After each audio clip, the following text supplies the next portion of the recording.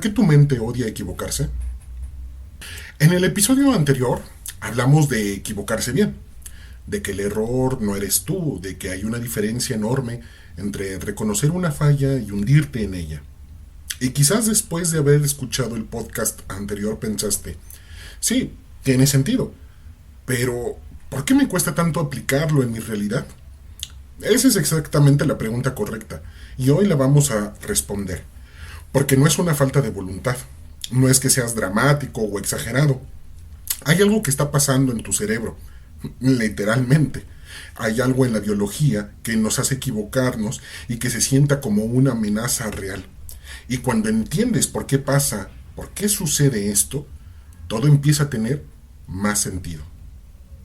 Hoy vamos a hablar de qué es lo que pasa dentro de tu mente a partir de tres elementos. El primero, que tiene que ver con una situación biológica, lo que le pasa a tu cerebro cuando fallas y por qué lo interpreta como un peligro. La segunda, que es histórica, de dónde vienen las creencias que tienes para equivocarte y cómo se formaron mucho antes de que pudieras cuestionarlas. Y la última tiene que ver con un aspecto social, el papel que juegan los demás, o más bien, el miedo a lo que los demás piensen en todo esto. Cuando terminemos este episodio, entonces vas a comprender que tu reacción ante el error no es un defecto de carácter, no tiene que ver con tu personalidad. Es el resultado de años de aprendizaje y lo que se aprende también se puede transformar.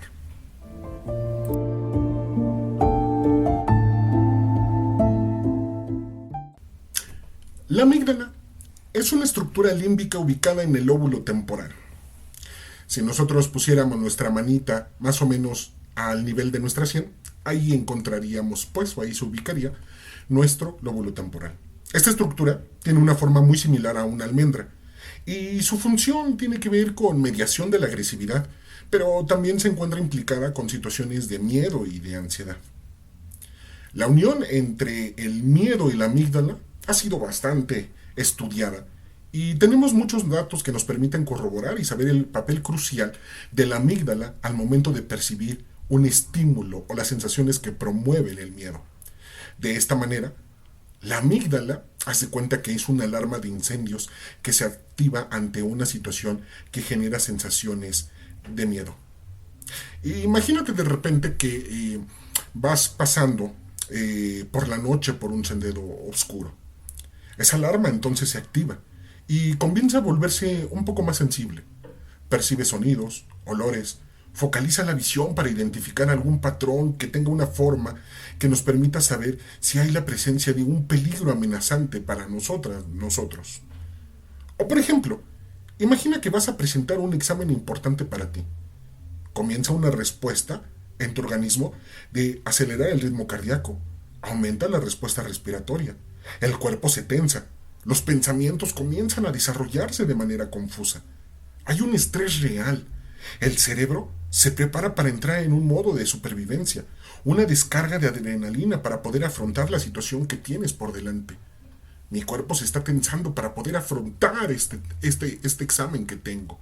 Y entonces empiezo a ver las preguntas, empiezo a cuestionarme y digo, híjole, esta pregunta de opción múltiple es A o B, no me acuerdo, es que se nota parecido. Y entonces empieza a la amígdala a presenciar o a estimular a través de estas sensaciones y trata de acompañarse de otras redes de la memoria para saber cuál era la opción y tú dices, demonios, no puede ser, y entonces empieza a generar eso, un patrón de miedo. Entonces se activa y las respuestas, porque la amígdala responde a todas las sensaciones físicas, a todos nuestros sentidos, empieza a tratar de encontrar el patrón y dice, ¿sabes qué? Este es un miedo total.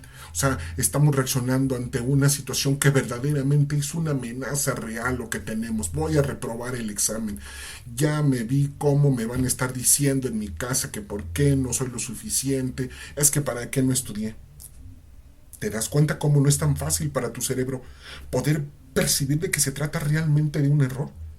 El cerebro, ante todas las circunstancias, desea protegernos. Cuando observa, una situación amenazante. Y claro, intenta protegernos ante cualquier situación, a pesar de que ésta pueda no ser una amenaza real. Ahora bien, No todos reaccionamos igual ante los errores. Hay personas que los viven con mucha mayor angustia y otras que lo procesan con más facilidad. ¿Por qué es esa diferencia? En parte tiene que ver con lo que aprendimos cuando éramos pequeños. Desde muy chicos, nuestro cerebro está absorbiendo todos los mensajes sobre lo que significa equivocarse. Y esos mensajes vienen desde la familia, de la escuela, de los amigos, de la cultura en general. La crianza familiar posibilita pues el aprendizaje sobre el error. Es decir, es cuando nuestra familia nos dice, ¿cómo es posible que te hayas equivocado con esa situación? Es que no puedes equivocarte, ¿no ves que es tan fácil? Y entonces, todos esos argumentos que se van consolidando y estructurando al interior de nuestras familias son los que le dan sentido a nosotros y en lo que en psicología llamamos creencias nucleares. Es decir, son convicciones que le dan sentido a nuestra vida, que guían la manera en cómo interpretamos eso que nos está pasando. Creencias como de, si me equivoco, voy a decepcionar a los demás, o debo de ser perfecto para ser querido, o los errores demuestran que no soy suficiente. ¿Reconoces algunas de estos pensamientos automáticos que se construyen como creencias nucleares? No te estoy diciendo que tu familia o tus maestros o tus amigos actuaron de una forma malintencionada. Se trata más bien de los patrones que socioculturalmente fueron aprendiendo. También ellos vinieron de crianzas que tal vez no favorecían el error como un aprendizaje, sino que tenían que ver con otros elementos, otros mensajes, otras ideas que van generando que cuando nosotros estructuramos esos mensajes sean implícitos. Yo no tengo que equivocarme, tú no puedes equivocarte. Y eso va teniendo sentido para lo que nosotros vamos haciendo. Al final de cuentas, esas creencias no son más que verdades absolutas. Son interpretaciones que tu mente construyó en algún momento para protegerte. Pero hoy, cuando ya llegaste a la edad adulta, es benéfico que las puedas revisar. Porque estos mensajes, además, que se van desarrollando, no son solamente mensajes de superación, sino que tienen que ver con algunos elementos que me gustaría comentarte. Uno de los primeros tiene que ver con el perfeccionismo. Es decir, hay un miedo al juicio de los demás. Hay dos cosas que van a empezar a generar, y esto desde un aspecto social, que van a generar un elemento de temor sobre lo que los demás digan. Estas creencias tempranas son sombras. Quiero que lo asimiles como tales. El miedo al juicio de los demás, a lo que digan de los demás de mí. Y entonces esto me lleva a que yo no puedo equivocarme. Y si en la crianza eso se promovió a que no puedes equivocarte, tienes que hacerlo a la perfección, desde ahí empiezan esos juicios. Y después, en la interacción social con otras personas en otros escenarios, esto se va fortaleciendo. Hay que decirlo de una vez, nuestra sociedad, y podríamos hacer una gran generalización, en la gran mayoría de las sociedades en nuestro mundo, se basan sobre el perfeccionismo. Tenemos que hacerlo bien, no podemos equivocarnos. Y eso realmente ya implica un gran problema. ¿Qué va a pensar la gente si me equivoco? Y si ese medio es muy grande, entonces empezamos a organizar nuestra vida para evitar fallar. O sea, yo no me puedo equivocar y voy a hacer todo lo posible para no quedarme con esa etiqueta o con esa situación de que yo fui el que me equivoqué. Con esto pasa una cosa muy interesante. Dejamos de hacer cosas nuevas. Nos quedamos en lo seguro. Posponemos proyectos porque todavía no están listos. Pensamos que todavía les hace un poco más para poder estar y para poder presentar algo perfecto. Y a veces, entonces, preferimos no hacer nada antes de arriesgarnos a hacer algo mal. Ahí es donde se empieza a estructurar ese perfeccionismo. Que no es como muchos lo creen, el deseo de hacer las cosas bien. El deseo de hacer las cosas bien es sano, es motivador. Y el perfeccionismo es otra cosa. Es la creencia de que solo si lo hago perfecto voy a estar a salvo del juicio de los demás, de la crítica. Equivocarme es una falla impensable e irreparable por dicotomías absurdas que tenemos y que son irreales, que se desarrollan a lo largo de nuestra vida. O sea, o lo hago bien o no lo hago bien. O soy buena persona o soy mala persona. ¿Me explico con esta parte? Entonces, no se validan cuando hacemos este perfeccionismo nuestros pensamientos ni nuestras emociones, mucho menos las conductas. Lo que aprendemos son conductas coercitivas, es decir, a castigar, a tratarnos mal, a tener que esforzarnos porque salgan las cosas perfectas. Y entonces empezamos a pensar en fracaso y no en aprendizaje. Y esto hace que se exhiban los errores. Y entonces cuando cometo un error, digo, soy menos que los demás.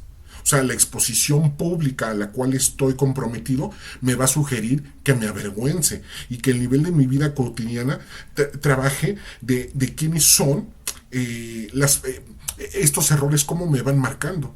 Pensémoslo de algo relativamente sencillo en la que mi generación y generaciones pasadas, tal vez también en estas, fueron partícipes, y que era la exposición, por ejemplo, en las escuelas, sobre quiénes eran inteligentes y quiénes eran burros. Y desde ahí había una categoría que generaba una predisposición al perfeccionismo. Yo no puedo hacer esto, solamente ellos, ese grupito, esa persona, porque es más inteligente. Pero yo, pues no, yo soy un burro, yo no tengo esa capacidad. Y por esa instancia también hay cuestiones de género. El hombre no puede equivocarse y tiene que salir sobre todas las cosas y sobre todo los demás. O sea, es un alma que no puede equivocarse. Y en las mujeres radica un estereotipo de que pueden equivocarse porque son más sentimentales. Te das cuenta cómo también estas estructuras de crianza, estos roles incapacitantes, pasivos, machistas, lo único que promueven es de que haya una división entre que el hombre no puede equivocarse con la carga que le corresponde, pero que también la mujer puede equivocarse porque no tiene en ese sentido un razonamiento más racional. Opa, ese es un gran problema que a nivel social hemos tenido y batallamos un montón para poder quitar esa mitificación que se da sin argumentos, sin evidencia, pero que bueno, está ahí dentro del imaginario colectivo. Y si me equivoco, entonces genera una autoculpa, ansiedad, estrés, depresión, baja tolerancia a la frustración, tener un autoconcepto bajo. ¿Por qué? Porque las expectativas fueron demasiado altas y muy rígidas y evitábamos realizar actividades, y con este proceso generábamos también algo realmente preocupante, un individualismo, una cultura del perfeccionismo y de la individualidad, donde el error es tuyo y lo vas a tener que resolver para ti, como si la interacción social no tuviera que ver con todos. Entonces desde ahí, la realidad es que nunca voy a poder controlar lo que los demás piensen. Eso es una regla de oro. Nunca, nunca voy a poder con eso. Y además, gasto energía y eso es agotador. Es agotador tratar de pensar en cambiar la opinión de los demás. Que yo tenga siempre que favorecer lo que opinan los demás y conseguir sus logros. Imposible. Pero lo que sí podemos hacer es trabajar en tu relación contigo mismo cuando algo no sale como lo esperabas. Eso sí que está en tus manos.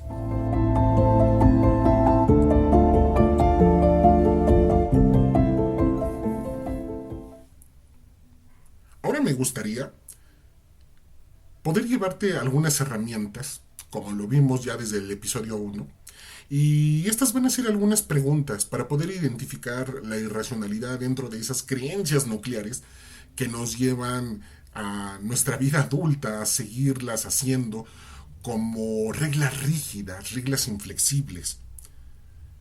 Una primera pregunta sería, ¿por qué es cierto mi creencia irracional? ¿Por qué no se ajusta a mi realidad o a la realidad? ¿Dónde está la evidencia de que mis creencias irracionales son ciertas? ¿Dónde están los hechos que las sostienen? ¿Dónde está escrito que mis creencias irracionales sean ciertas? ¿Quién dice que existen en realidad? ¿De qué manera puedo confirmar estas creencias irracionales? ¿Cómo puedo demostrar su validez? ¿Hay alguna manera de poder falsear o invalidar mis creencias irracionales? ¿Qué resultados conseguiré si sigo manteniendo este tipo de creencias irracionales? ¿Qué bien o qué mal me hará el hecho de creerlas? Estas preguntas vienen a debatir no lo que tú eres ni tu personalidad, sino vienen a debatir las creencias nucleares que te dicen que siempre eres malo, que nunca haces las cosas bien, que no puedes hacer nada bien. Quiero que recuerdes algo.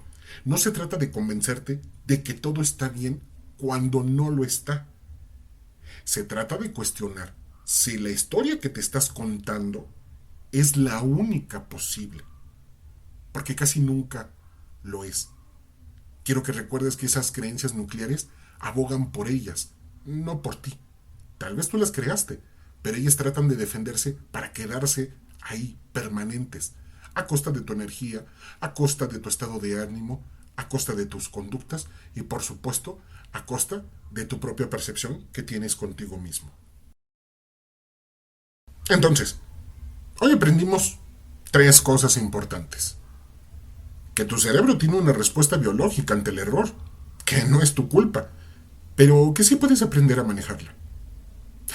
La otra, que muchas de las creencias que tienes sobre equivocarte se formaron hace un montón de tiempo, cuando éramos pequeños, y que respondían a un contexto que no es el tuyo, sino dependía de tu familia, de cómo tus familiares fueron aprendiendo a través de otros tipos de crianza. Que el perfeccionismo y el miedo al juicio muchas veces son 2 formas del mismo miedo. El miedo a no ser suficiente. Y aquí va algo que quiero que te quedes muy grabado en tu mente. Entender por qué reaccionas como reaccionas no es una excusa para quedarte igual. Es el punto de partida para poder cambiar.